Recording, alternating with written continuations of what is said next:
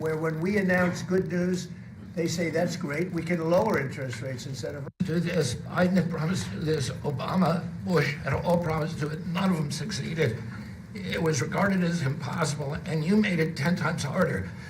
As you said, not only do I want MFN, but I want them to all reshore their production to this country. And they don't have any money to do it because we've taken it all from them. And I want to make sure we continue to lead the world in innovation. We succeeded in all of those goals, and the proof that we did that is after we signed those agreements, the stock prices for those companies went up $1.3 trillion. Amazing. And they are reshoring. Eli Lilly is building 6 new plants, including an API plant. So the next time that we have a pandemic in this country, we're not going to be stuck buying API from China, who cuts us off. We're going to be able to make it right here. Novo Nordisk is building 4 new plants, and we are going to be releasing Trump RX so that every American can get the lowest prices in the developed world. In some cases, they're going to be lower than the lowest prices in the developed world. And that's going to be happening sometime probably in the next 10 days. So we're doing rural health care. We sent out $10 billion last week. The states have that money. They're going to be giving it to rural hospitals sometimes in the next 2 weeks. And we're going to revolutionize rural health care in this country. You are raising the influx of federal dollars to rural health care by 30% over the next 5 years. So 30% every year, more dollars, federal dollars, are going to be flowing to them. It's going to allow them to rebuild their decaying infrastructure, to retain providers, and also to revolutionize the use of AI and other technologies, which is going to dramatically lower the prices for rural Americans and raise the quality of their health care.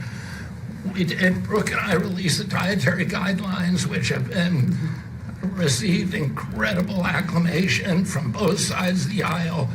We are going to change the food culture in this country. Brooke gives away $405 million a day to buy food for Americans, and the WIC program, the Head Start program, SNAP, school lunches, the VA, and the military. They're now going to be getting real food for the first time.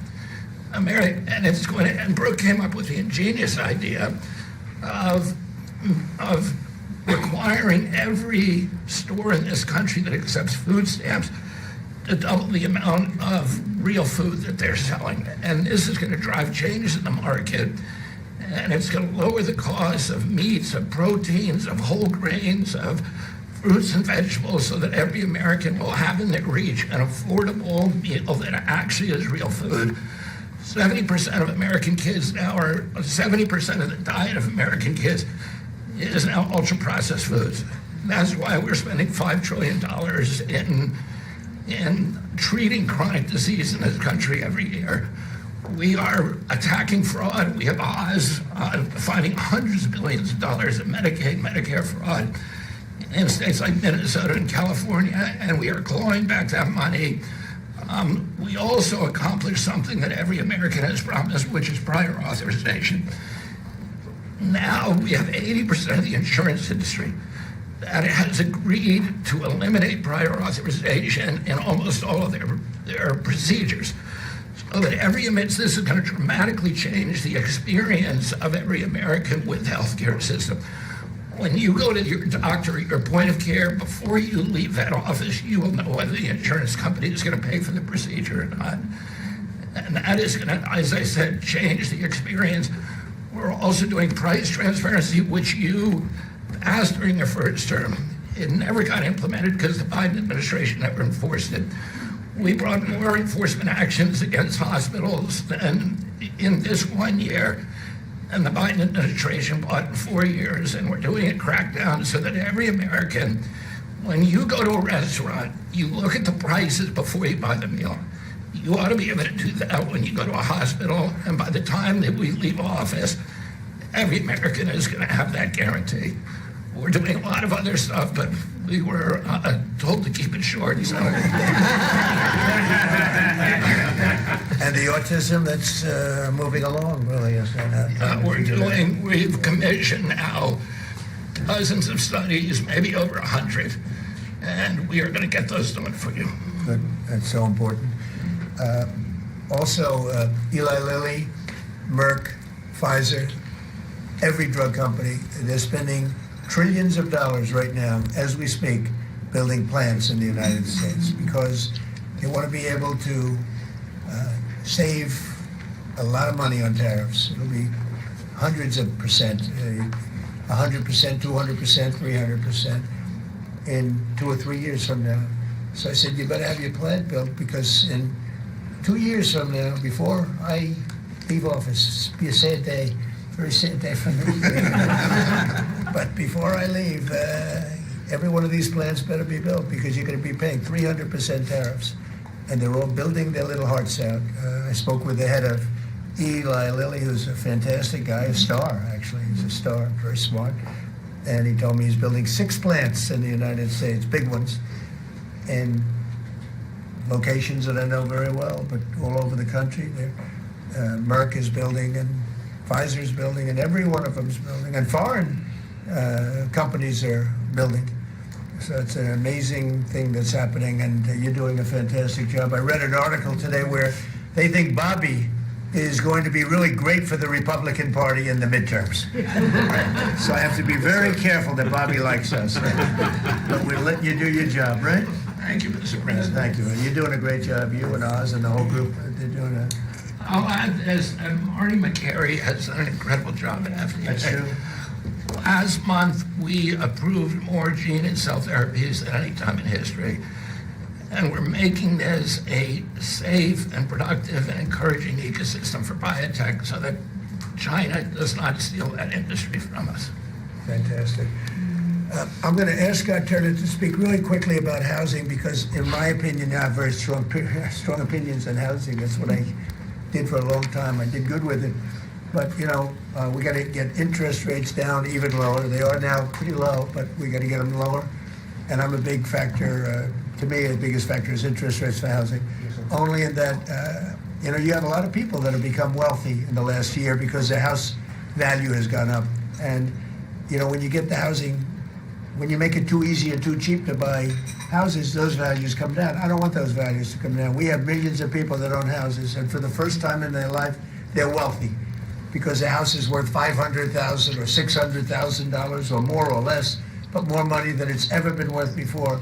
I don't want to do anything to knock that down, and so I want to be very careful with this. You make housing, I can turn on housing immediately, but you make it too easy and you're going to knock the value down of people that own houses. I want to, for those people, those millions of people that own houses, we're going to drive those values up, but we're also going to try making it easier for people to buy. The best thing that can happen for both groups of people is lower interest rates, and those interest rates are coming down, and with a proper, intelligent person at the Fed, that person will be able to work with us to get interest rates down. That covers all of the sins. It covers everything. Lower interest rates keeps the values up for the people that have housing and lets other people buy housing. And Scott, if you could just expand quickly on that. Yes, sir. You did allude to when we first came in, sir, our fiscal house in America was a mess. But because of your economic policies, the economy is thriving. And I do have some good news to share. As you said, good news. I hope this will make the interest rates continue to go down. But because of your policies, sir, home sales in December, they rose sharply to their strongest pace in 3 years. A lot of people, when we first came in particular young people, were concerned and asking the question whether they would ever be able to afford to buy a house in America, which is the American dream. The 30-year fixed mortgage rate dipped to a multi-year lows, driving monthly payments down for the 2 years at the lowest levels. So more people can get a mortgage now, more families can be able to afford to get a home and achieve the American dream. At HUD last year, we helped and supported over 1 million people through FHA and Ginnie Mae to be able to buy a home. 500,000 of those were first-time home buyers, and hundreds of thousands of our veterans we supported. And so that's good news that millions of people in our country are now beginning to buy homes. We also, sir, saw that you are, and we're working with you, making bold action to ban institutional investors from buying single-family homes. Those homes are for the American people. So, sir, thank you for your leadership on that. Also work with Director Pulte over at FHFA to buy $200 billion worth of mortgage-backed securities, driving down even more the cost to get a home. And so we're grateful for those actions. Also, the One Big Beautiful Bill has been tremendous, making the low-income tax credit increase, working with Secretary Bessent at Treasury to produce more projects and more homes in America. And the One Big Beautiful Bill also made our beloved opportunity zones permanent. And the media doesn't talk about opportunity zones very much, but I'll do it today because I know that they have been transformative in our country. Over 1 million people lifted out of poverty, sir, in opportunity zones, 300,000 new units of housing in opportunity zones, and a 3.4 increase in the value of houses. By the way, we have to give him credit. Senator, he's a great guy. Tim Scott came to see me, first administration, first term, and he had this idea for opportunity zones, and he gave me the idea. We did it. We implemented it. It's one of the most successful programs in the history of our country, and nobody talks about it. The press doesn't talk about it, but I want to just tell you, Tim Scott, Senator, South Carolina, did a great job, right? Did a wonderful job, yes, sir. Did a good job. He's a good man. Yes, sir. And so those have been made permanent now. Will help millions of Americans to be able to afford to buy homes. Also, the One Big Beautiful Bill has been allowing HUD to make sure, working with Department of Homeland Security, that every person that lives in HUD-funded housing is an American citizen. A blind eye has been turned prior to us being here to people living in HUD-funded housing, but no more. We're going to take account and transparency to make sure. And so there's a lot of crime that goes on in public housing, but we're coming after the criminals and making sure that everybody in there is an American citizen. So thank you for your support. We are now have taken possession of our new building in Alexandria, and we're going to save the American taxpayers hundreds of millions of dollars. So, sir, thank you for your support and your leadership. Thank you, Scott. Great job. Appreciate it. One of the things Scott said, though, is, again, existing housing, people that own their homes, we're going to keep them wealthy. We're going to keep those prices up. We're not going to destroy the value of their homes so that somebody that didn't work very hard can buy a home. We're going to make it easier to buy. We're going to get interest rates down. But I want to protect the people that for the first time in their lives feel good about themselves. They feel like that they're wealthy people. And I want them to understand it. There's so much talk about, we're going to drive housing prices down. I don't want to drive housing prices down. I want to drive housing prices up for people that own their homes. And they can be assured that's what's going to happen. Chris, could you say a few words about energy, please? You bet, Mr. President. I can say with confidence that your energy dominance agenda is firing on all cylinders. The United States oil production today is greater than Saudi Arabia and Russia combined, the number 2 and number 3 producers. Our natural gas production today is greater than Russia, China, and Iran combined, the 2nd, 3rd, and 4th largest natural gas producers. Huge production in the United States. Secretary Burgum at the Interior Department has taken in more money on oil and gas lease sales in the first year of this administration than the entire 4 years of the Biden administration. And beyond oil and gas, 6 new coal leases under this first year of this administration from the Interior Department, and coal production is growing again in the United States after years of decline. And this beautiful clean coal was the MVP of the huge cold snap we're in right now. I can say with some confidence, hundreds of American lives have been saved because of your leaning in and stopping the killing of coal and revitalizing coal. Coal, over the last few days, where we're at peak demand in electricity, has delivered 20 times more electricity than solar and batteries. Think about that, 20 times more. Industry's coal doesn't mind very cold weather, right? You're not allowed to say the word coal without proceeding by saying clean, beautiful coal. Clean, beautiful coal. It's not affected by bad weather. Rain, snow, sleet, freezing cold.